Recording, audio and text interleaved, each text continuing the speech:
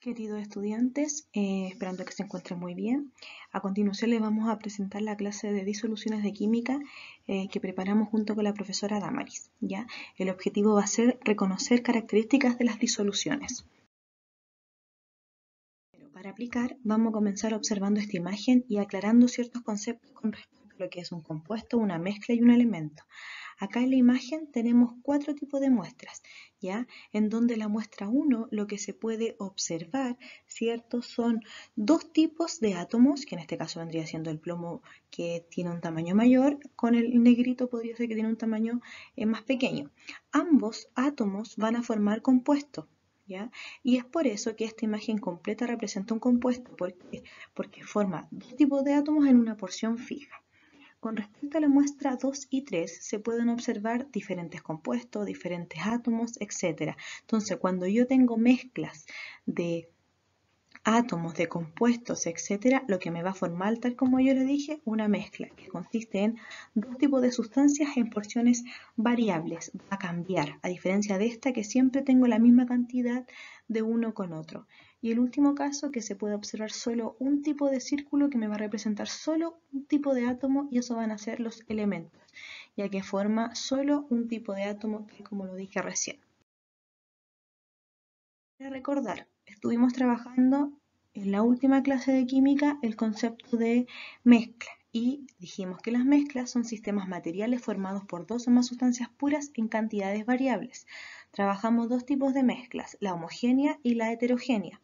En el caso de la homogénea no se distinguen sus componentes, solo se observa una fase. Y en el caso de la heterogénea se pueden distinguir sus componentes en más de una fase.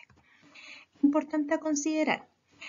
Todas las mezclas, cada una de las sustancias que forman esta mantienen su propiedad química.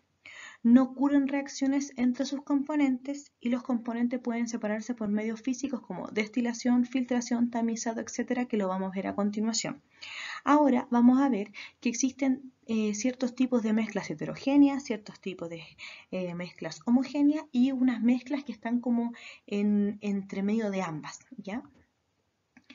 Solo una pregunta para que recordemos. ¿Pueden ustedes dar otros ejemplos de mezclas homogéneas y heterogéneas aparte de las que aparecen ahí en la imagen? Los invitamos a pensar. Y entonces, lo que les iba diciendo, tipos de mezclas, primero vamos a trabajar la suspensión. La suspensión es un tipo de mezcla heterogénea, va a presentar 2 tipos de fase. Una fase dispersa, que es generalmente sólido en polvo o pequeñas partículas que no van a ser solubles, y una fase dispersante que es líquido o gas. Estas son partículas visibles a nivel macroscópico y las suspensiones son generalmente filtrables, que es lo que vamos a conocer como filtración más adelante. Acá les colocamos 3 imágenes en donde se observa en cada uno de estos ejemplos una fase dispersa que va a estar a cargo de del sólido, el polvo, por ejemplo, como se ve en la imagen del medio, y obviamente y arriba una parte líquida. Sí, están como en un trance y son tipo de mezcla heterogénea porque yo puedo distinguir dos fases. También está la acitromicina, que es un medicamento que se utiliza para tratar infecciones bacterianas, que si alguno de ustedes ha tenido bronquitis y la ha tenido que tomar, se siente como entre líquido y también la parte sólida, ¿sí? Y eso lo hace un tipo de mezcla de suspensión que es heterogénea. Las coloides, que son como un intertanto, ¿cierto?, entre una mezcla homogénea y heterogénea, que su fase dispersa es gas, sólido, líquido, siempre es mucho menor a la fase dispersante, que también puede tomar el sentido de gas, sólido o líquido. Y ahí están los 3 ejemplos, por ejemplo, lo que ocurre con como se observa en la imagen del medio, en el caso de, por ejemplo, la crema, ¿ya? Y ahí se produce un efecto que se llama efecto Tyndall, que es un fenómeno físico de dispersión de la luz por las partículas coloides en un líquido o en un gas, tal como se observa en la tercera imagen, que es la imagen más clarita. Hablamos de otro tipo de mezcla que son las que vamos a comenzar a trabajar según el objetivo de hoy día, que son las disoluciones. Esto es un tipo de mezcla homogénea, el soluto es una sustancia disuelta y el solvente, sustancia que produce una disolución del soluto. Ya ahí está el tamaño de las partículas y cómo se va a formar una solución o una disolución. Vamos a tener un soluto más un solvente y eso me va a formar una disolución. Ahí está.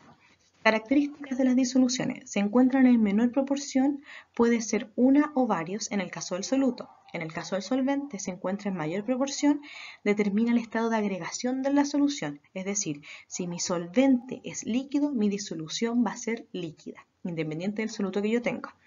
Dependiendo del número de componentes puede ser binaria, ternaria o cuaternaria, ¿sí? Ahora vamos a la actividad 1, ¿ya? Acá lo que tienen que hacer es completar la tabla. Les damos tipos de disolución y ustedes tienen que colocar con ayuda de su libro o de sus investigaciones cuál es el soluto, cuál es el solvente y en qué se utiliza, por ejemplo, el suero fisiológico y cada una de estas.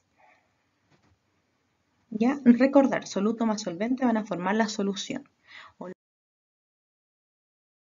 Ejemplos de disoluciones, existen tipos de soluciones dependientes del estado de agregación de sus componentes. ¿Ya? Lo que yo les decía, que vamos a tener el estado del soluto, del solvente y de la disolución. ¿Quién me va a determinar cuál es el estado de la solución? Como yo les decía, el solvente. Y ahí les puse diferentes ejemplos y que van a poder realizar la actividad que viene a continuación. Y por eso le hicimos esta pregunta de ayuda. ¿De quién depende el estado físico de la disolución completa? Recordar que tenemos 3 estados físicos. Es sólido, líquido y gaseoso. Y ahí vamos a tener una actividad que es lo que tienen que hacer es determinar el estado de la disolución y colocar un ejemplo. Aquí nosotros le hicimos en la primera parte, pues pusimos estado del disolvente, cuál va a ser el estado del disolvente, cuál va a ser el estado del soluto y cuál va a ser el estado de la disolución y el ejemplo. Si se fijan en la segunda parte de la tabla aparece estado de soluto sólido, estado de disolvente sólido. ¿Cuál va a ser el estado de la disolución? Sólida. ¿Por qué? Porque el estado del disolvente es sólido. ¿Cuál es el ejemplo? Las aleaciones. ¿Qué son las aleaciones? Son mezclas de diferentes metales sólidos. ¿Ya? Entonces ustedes ahí tienen que ir completando. ¿Cuál va a ser el estado de la disolución si, por ejemplo, si el estado del disolvente es líquido? ¿Ya? Y un breve repaso para las técnicas de separación de mezcla, que para que ustedes las conozcan, la lean, vamos a tener test, decantación, filtración y tamizado. Y ese va a determinar según el estado en que se encuentre la mezcla, ¿ya? En el caso de la decantación, yo voy a utilizar diferencias de densidades. En el caso de la filtración, suspensión de un líquido. Y el tamizado, cuando las partículas tienen diferentes tamaños.